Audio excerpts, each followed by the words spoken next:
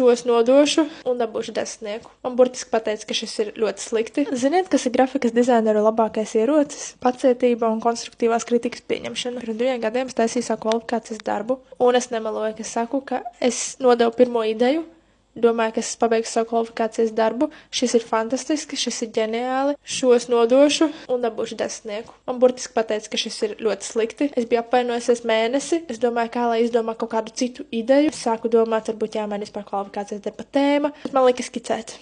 Man liekas, daudz skicēt, ļoti daudz. Man liekas, izburtot savu ideju, izpētīt tēmu A līdz Z. Es eksperimentēju ar materiāliem, ar tehnikām, ar iespējām. Es vēroju papīrus. Tik daudz dažādas baltas lapas un iespējas es nebiju redzējis savā dzīvē. Es dabūju to 10. Jo līdz pašām beigām es biju nonākusi pie sava ideālā dizaina, pie savas ideālās idejas. Es sāku pieņemt kritiku, kura bija ļoti daudz, un atstāt arī kaut ko no sevis tajā kritikā un nepazust. Iemācījos pastāvēt par savām idejām un būt pacietīgai. Un es esmu ļoti, ļoti, ļoti priecīga, ka es nenodevu to pirmo variantu, un man viņu arī neļautu nodot. Tāpēc, ja tu kādreiz domā, ka tas iestrādājas kādā darbā, pajautā kādam viedokli, ļauj sev palīdzēt. Tiešām.